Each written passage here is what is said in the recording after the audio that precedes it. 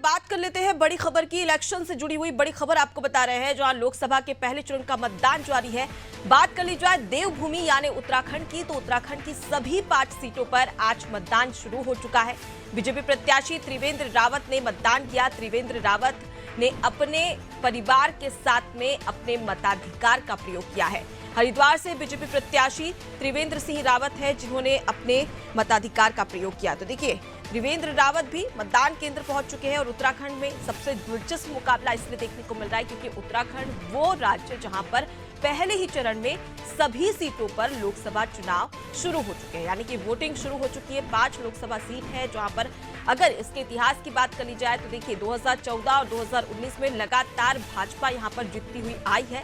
लेकिन इस बार सवाल यही कि क्या मतदाता का मूड कहेगा, साथ ही क्या मतदाता सोचता है कि इस बार किसे वोट देना है, किसे जिताना है, क्योंकि भाजपा मिशन 5 पर निकल चुकी है, जहां पर भाजपा का ये कहना था कि पांचों की पांचों लोकसभा सीटें इस बार भी बीजेपी ही जीतेगी और हैट्रिक लगाने की बात कही है। तो वहीं दूसरी ओर कांग्रेस ने भी जमकर प्रचार प्रसार किया था। जीतोड़ मेहनत धरातल पर करती हुई कांग्रेस नजर आई थी, लेकिन क्या उसका फल मिलेगा ये तो आज जनता तय करेगी। तो तमाम मतदाता अपने मताधिकार का प्रयोग करते हुए बूथ केंद्र तक पहुंच रहे, मतदान केंद्र तक पहुंच रहे। और इसी के साथ ही आपको बता दें कि हरिद्वार लोकसभा सीट है जहां से त्रिवेंद्र सिंह रावत, जो कि पूर्व मुख्यमंत्री है, उन्हें प्रत्याशी बनाया गया है। और उसके साथ ही यहां पर हरिद्वार की सबसे दिलचस्प बात है कि यहां पर चतुष्कोणीय मुकाबला देखने को मिल रहा है। भाजपा और कांग्रेस तो एक दूसरे को टक्कर देती हुई नजर आएगी, लेकिन साथ ही बहुजन समाज पार्टी भी इस बार चुनावी मैदान में है और उसके साथ ही साथ निर्दलीय प्रत्याशी भी इस बार इस सीट पर दावा ठोक रहे हैं। तो ऐसे में चतुष्कोणीय मुकाबला हरिद्वार लोकसभा सीट पर देखने को मिल रहा है, जो कि काफी दिलचस्प हो जाता है। उसके साथ ही आपको बता दें कि 5 लोकसभा सीटें वो कौन कौन सी है जहां पर आज वोटिंग उत्तराखंड में हो रही है। टिहरी गढ़वाल में वोटिंग शुरू हो चुकी है और उसके साथ ही दूसरी लोकसभा सीट है गढ़वाल, हरिद्वार, अल्मोड़ा और नैनीताल, उधम सिंह नगर। ये 5 सीटें हैं जहां पर वोटिंग शुरू हो चुकी है और पांचों लोकसभा सीटों पर तमाम जो मतदाता है वो तमाम ऐसे मुद्दे हैं जिसे अपने जहन में रखकर अपने मताधिकार का प्रयोग करते हुए नजर आएंगे। देखिए, तस्वीरें भी आपको टीवी स्क्रीन पर दिखा रहे हैं, जहां लंबी लंबी कतारों में सुबह से ही मतदाता अपनी बारी का इंतजार कर रहे हैं और अपने मताधिकार का प्रयोग करने के लिए इंतजार करते हुए नजर आ रहे हैं। तो लोकतंत्र की सबसे खूबसूरत तस्वीर हम आपको इस वक्त टीवी स्क्रीन पर दिखा रहे हैं, जहां पर तमाम जो मतदाता है वो लंबी लंबी कतारों में लगे हुए हैं। देखिए, उत्तराखंड जहां पर धरातल और उसके साथ ही मैदानी इलाका है, पहाड़ी इलाका है, और यहाँ पर सबसे खास बात यह है कि लगातार मौसम बदलते रहता है। ऐसे में निर्वाचन आयोग के सामने एक और बड़ी चुनौती थी कि किस प्रकार से देवभूमि में जिस प्रकार से भौगोलिक परिवर्तन होता है, प्राकृतिक परिवर्तन होता है, उससे बचा भी जा सके और तमाम मतदाता है उन्हें मतदान केंद्र तक लाया जा सके ताकि वो अपने मताधिकार का प्रयोग कर सके और ज्यादा से ज्यादा मतदान हो सके। उत्तराखंड के तमाम मुद्दों की बात कर ली जाए तो देखिए, यहाँ पर लगातार जिस प्रकार से हमने जिक्र किया कि प्राकृतिक बदलाव तो हमेशा ही देखने को मिलता है, लेकिन पहाड़ी क्षेत्र होने की वजह से अब भी कुछ ग्रामीण क्षेत्र ऐसे हैं जहां पर विकास कोसों दूर है। चाहे हम बात करें मूलभूत सुविधाओं की, पानी की समस्या सबसे ज्यादा यहाँ पर होती है। उसके साथ ही साथ अगर हम स्वास्थ्य से संबंधित समस्याओं की बात कर ली जाए तो देखिए, स्वास्थ्य समस्या भी यहाँ पर काफी ज्यादा देखने को मिलती है। चलिए, इसी खबर पर और इलेक्शन को लेकर उत्तराखंड में क्या कुछ चल रहा है उसकी हलचल भी जान लेते हैं। हमारे साथ में state bureau head Sonu Singh जुड़ गए। सोनू, फिलहाल देवभूमि उत्तराखंड की बात करें तो वहां पर किस प्रकार की हलचल है और तमाम जो मतदाता है उनमें लोकतंत्र के इस महापर्व में जो सहभागिता निभा रहे हैं उनमें किस प्रकार का उत्साह और जोश देखने को मिल रहा है फिलहाल? देखिए, जब शुरुआत से ही आज सुबह से 7 बजे से जब लोकतंत्र के इस महापर्व का शुभारंभ हुआ, मतदान प्रक्रिया शुरू हुई, तो तमाम ऐसे मतदान केंद्र उत्तराखंड के हैं, अलग अलग क्षेत्रों के, जहां पर मतदाताओं में खासा उत्साह देखने को मिला। और खास तौर पर जो पहली बार मतदान कर रहे हैं, युवा की हम बात कर रहे हैं, जो युवा हैं वो जो लगातार इंतजार कर रहे थे कि मतदान प्रक्रिया जब शुरू होगी वो मत का मताधिकार उपयोग करेंगे, तो यूपी खासा जो एक्साइट है वो दिखाई दे रहा है। इसके अलावा जो उम्र दराज लोग हैं, जो उम्र दराज मतदाता है, वो भी यहाँ पर पहुंचे हैं। कई ऐसे मतदाता हैं जो उम्र का एक पड़ाव पार कर चुके हैं। ऐसे मतदाताओं से हमने बात की, उनके अंदर भी खासा उत्साह दिखाई दे रहा है। और चूंकि अब जैसे जैसे समय बीत रहा है, वैसे वैसे जो जनप्रतिनिधि हैं, जो जी। प्रत्याशी हैं, वो भी मतदाताओं के बीच में पहुंचना शुरू हो गए हैं। और पहले से ही इसकी तमाम जो व्यवस्थाएं हैं वो व्यवस्थित की जा रही थी निर्वाचन आयोग के स्तर पर। तो हम ये कह सकते हैं कि एक लोकतंत्र के महापर्व के रूप में मतदान की प्रक्रिया जो है वो शुरू हो चुकी है और मतदाताओं में खासा उत्साह हम कह रहे हैं कि नजर आ रहा है। जी सोनू, मैं आपसे ये भी जानना चाहूंगी कि इस वक्त आप कौन से लोक सभा सीट पर मौजूद है, कौन से क्षेत्र में आप मौजूद है, और उसके साथ ही जो तमाम मतदाता है वो प्रत्याशियों के चाल, चेहरा और चरित्र किसे ध्यान में रखकर वोट दे रही है?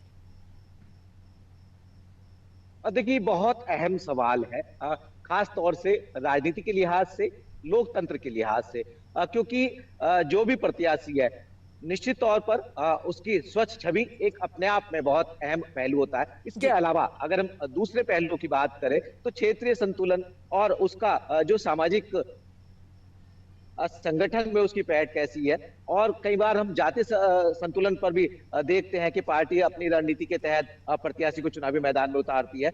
जहां तक हमारे मौजूदगी की बात है, हम इस वक्त डिफेंस कॉलोनी के उस मतदान केंद्र पर है जहां पर हरिद्वार जो संसदीय क्षेत्र है, जी। हरिद्वार संसदीय क्षेत्र के जो प्रत्याशी हैं बीजेपी के, उत्तराखंड के पूर्व मुख्यमंत्री त्रिवेंद्र सिंह रावत, उनका यहाँ पर मतदान हुआ है कुछ समय पहले। और ये डिफेंस कॉलोनी का इलाका है। इसी मतदान केंद्र पर हमें ये टिहरी संसदीय क्षेत्र का मतदान केंद्र है। और जो रायपुर विधानसभा है देहरादून की, उस विधानसभा का ये क्षेत्र है। तो हम कह सकते हैं कि अब यहाँ पर भी जो मतदाता है उनकी तादाद जो है बढ़ने लगी है और खासा हम मतदाताओं में उत्साह देख पा रहे हैं।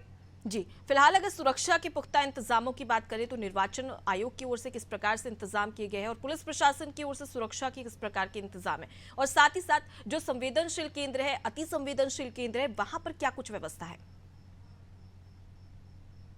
देखिए, पहले से ही भारत निर्वाचन आयोग की गाइडलाइन के तहत उत्तराखंड के जो मुख्य निर्वाचन अधिकारी हैं डॉक्टर VVRC पुरुषोत्तम, उनके नेतृत्व में लगातार जो जनपदों के जिला मुख्य निर्वाचन अधिकारी हैं और जो चुनाव की ड्यूटी में लगाए गए तमाम विभागों के अधिकारी और कर्मचारी हैं, उनको ये सुनिश्चित करने के लिए दिशा निर्देश जारी किए जा चुके हैं कि सभी स्थानों की सुरक्षा व्यवस्था जो है वो चाक चौबंद कर ली जाए। और इसके लिए आयोग ने बाकायदा पुलिस प्रशासन के जो सीनियर अधिकारी हैं उनसे समन्वय स्थापित किया और सभी स्थानों पर सुरक्षा व्यवस्था चाक चौबंद रहेगी। और इसके साथ साथ जो केंद्रीय पैरामिलिट्री फोर्सेज हैं, जो अर्धसैनिक बल है, अन्य जो राज्य हैं, अन्य राज्यों से भी पुलिस बल को जो है वो उत्तराखंड के लिए डिमांड की गई थी। अन्य राज्यों के पुलिस कर्मचारी भी यहाँ पर तैनात हैं और केंद्र के जो सुरक्षा एजेंसीज हैं वो भी हैं। खास तौर पर हम उन मतदान केंद्रों की बात कर रहे हैं जो सुरक्षा के लिहाज से संवेदनशील है, जो सुरक्षा के लिहाज से अति संवेदनशील श्रेणी के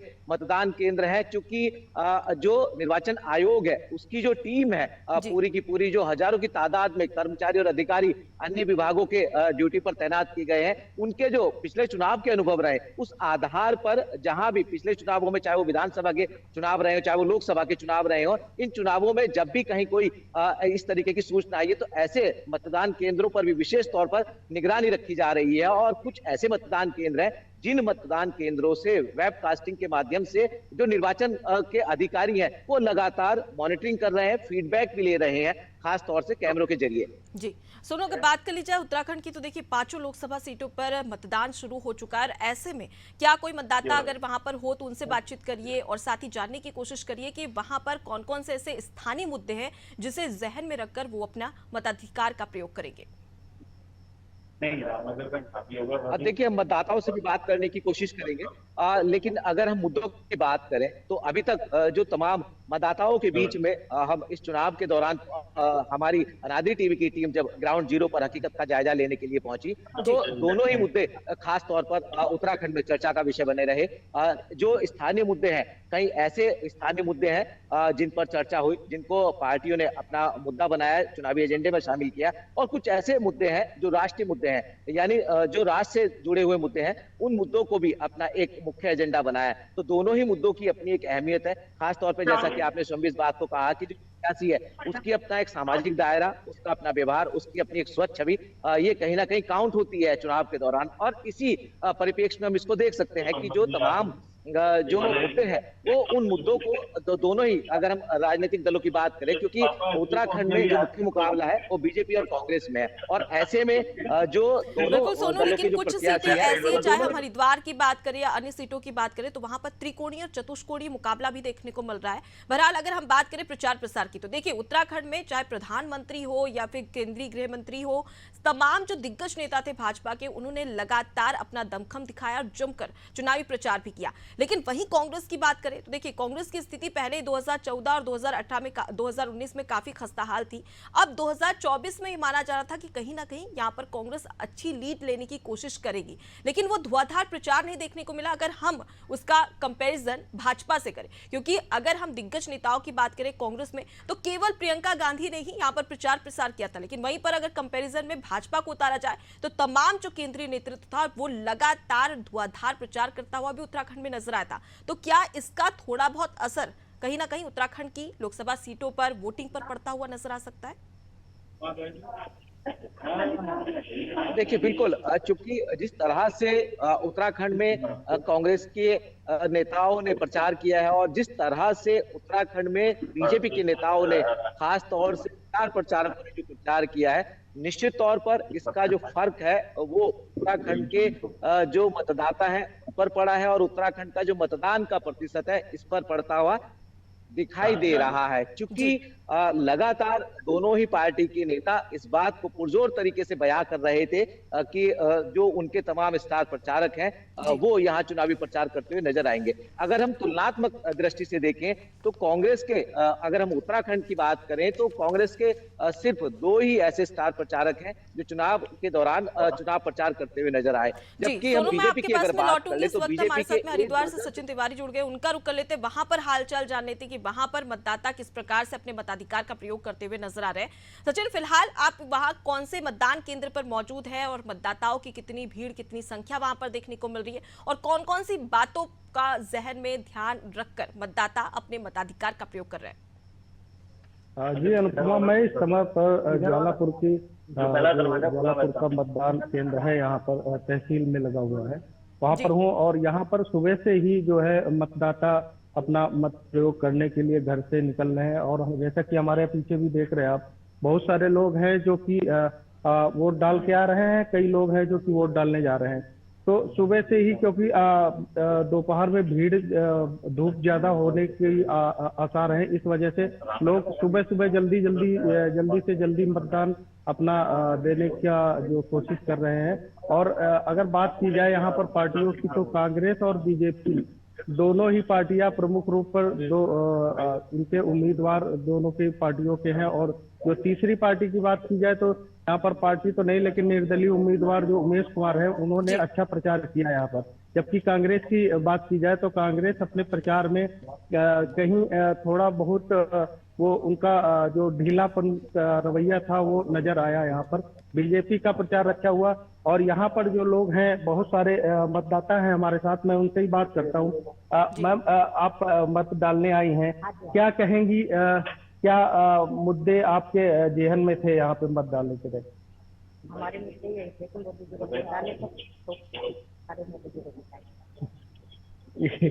तो इनका साफ कहना है कि जो है हमारे जेहन में सिर्फ मोदी जी हैं और हम मोदी जी को डालने के लिए आए हैं। हालांकि मतदान केंद्र में आप ऐसे किसी का नाम नहीं ले सकते, लेकिन ये मतदाता हैं और इनकी अपनी एक सोच है, अपना एक विचार है। और ये जो यहाँ के लोग स्थानीय मुद्दे हैं वो इतना ज्यादा महत्व नहीं रखते, क्योंकि ये लोकसभा चुनाव है और इसमें लोग जो है राष्ट्रीय मुद्दों पर ज्यादा ध्यान देते हैं। जी बिल्कुल सचिन, समझा जा सकता है। और कहीं ना कहीं राष्ट्रीय मुद्दे हो या स्थानीय मुद्दे हो, मतदाता के अपने अपने विचार होते हैं और उसी को जहन में रखकर वो अपने मताधिकार का प्रयोग करते हैं। लेकिन जिस प्रकार से आपने निर्दलीय प्रत्याशी की बात की, उमेश कुमार, तो लगातार वो भी धुआंधार प्रचार करते हुए हरिद्वार में नजर आते। लेकिन यहाँ पर चतुष्कोणीय मुकाबला है, क्योंकि इस बार बहुजन समाजवादी पार्टी ने भी अपना प्रत्याशी उत्तर प्रदेश के एक विधायक को उतारा है। क्या लगता है कि जो चतुष्कोणीय मुकाबला देखने को मिल रहा है, इससे भाजपा और कांग्रेस को थोड़ी बहुत टक्कर बहुजन समाज पार्टी और निर्दलीय प्रत्याशी दे पाएंगे?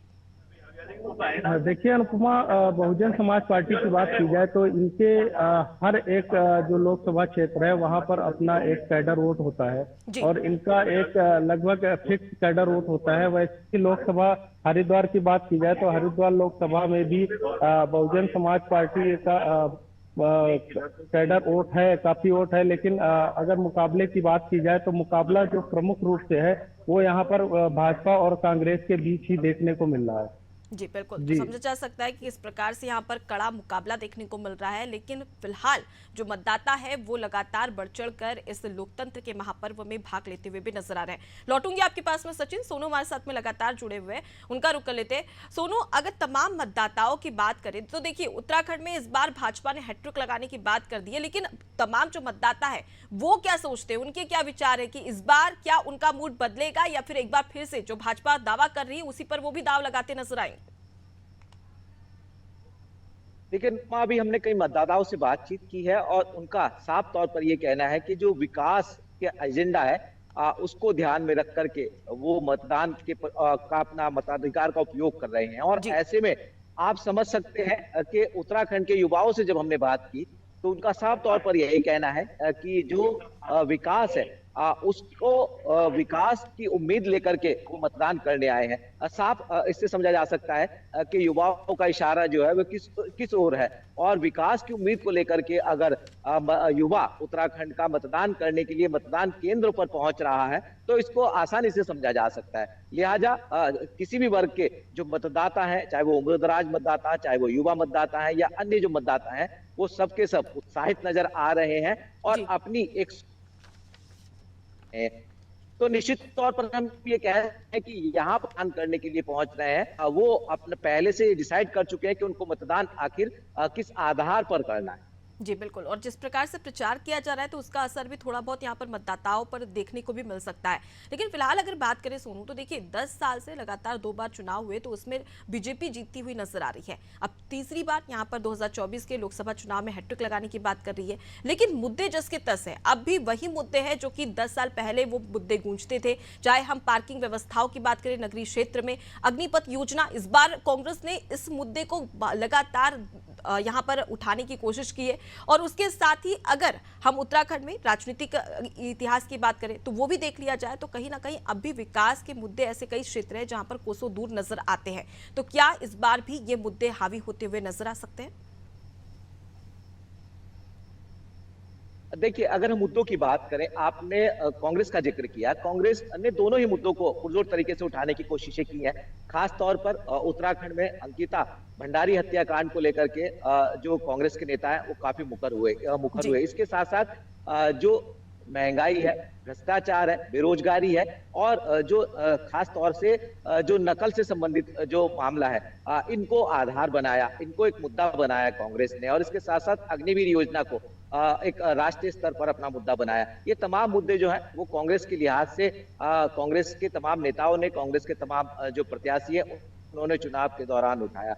जबकि बीजेपी की अगर हम बात करें तो बीजेपी साफ तौर पर इस बात को बयां करती रही है, चुनाव प्रचार की हम बात कर रहे हैं कि ये जो चुनाव होने जा रहा है, इस चुनाव में मुख्य तौर पर विकास का एजेंडा होगा। विकसित भारत का जो संकल्प है उसको लेकर के बीजेपी आगे बढ़ रही है। तो मुद्दों की जहां तक बात है, दोनों ही दलों के नेताओं ने, दोनों ही दलों के प्रत्याशियों ने अपने अपने अंदाज में मुद्दों को पुरजोर तरीके से उठाया। लेकिन अब ये देखना होगा कि अब जो मतदान हो रहा है, ये जो मतदान का प्रतिशत है, इसका ये प्रतिशत ये डिसाइड करेगा कि आखिर कौन से मुद्दों से उत्तराखंड का मतदाता जो है वो ज्यादा मतदान प्रतिशत की बात की है। फिलहाल हम बात करें तो 8:54 हो चुके हैं। अब तक क्या कोई अपडेट सामने आया है कि कितना वोटिंग प्रतिशत हुआ है यहाँ पर? देखिए, अब जो निर्वाचन आयोग के अधिकारी हैं वो पहला जो मतदान का प्रतिशत है उसके आंकड़े अब से कुछ समय बाद जारी करने वाले हैं और पूरी तरह से इसकी जो वास्तविक तस्वीर है वो साफ हो जाएगी। बहरहाल जो अभी हमें जो महसूस हो रहा है तकरीबन 15 से ज्यादा प्रतिशत का मतदान हो चुका है। और चूंकि निर्वाचन आयोग की जो टीम है वो प्रत्येक 2 घंटे में कितने प्रतिशत किस मतदान केंद्र पर बिल्कुल, तो थोड़ा इंतजार करना पड़ेगा और उसके बाद में तस्वीर साफ हो जाएगी कि आखिर कितने प्रतिशत पांचों लोकसभा सीटों पर मतदान हुआ है। लेकिन फिलहाल अगर बात की जाए तो 55 प्रत्याशी है पांचों लोकसभा सीटों पर, जिनके भाग्य का फैसला आज उत्तराखंड वासी करने वाले हैं। फिलहाल के लिए बहुत शुक्रिया सुनो, तमाम जानकारी हम तक पहुंचाने के लिए। तो देखिए, देवभूमि उत्तराखंड का अपडेट दे रहे थे आपको, जहां पर कितना वोटिंग प्रतिशत हुआ है उसका कुछ ही देर के बाद में पता चल जाएगा। लेकिन फिलहाल यहां पर 55 प्रत्याशी है जो अपने भाग्य का फैसला मतदाताओं के हाथ में छोड़े हुए हैं, और ये तमाम जो उत्तराखंड वासी है वो उन 55 प्रत्याशियों के भाग्य का फैसला करने वाले हैं। अब इस बार जो तमाम दावे कर रहे हैं और जो तमाम वादे यहां पर किए गए हैं, चाहे विकास को लेकर बात कर ली जाए या राष्ट्रीय मुद्दों को लेकर बात कर ली जाए, जो प्रचार प्रसार धुआंधार किया गया है उसी का असर आज मतदाताओं में देखने को मिलने वाला है। फिलहाल के लिए मैं लेती हूं आपसे इजाजत। देखती रहिए नादी टीवी। नमस्कार।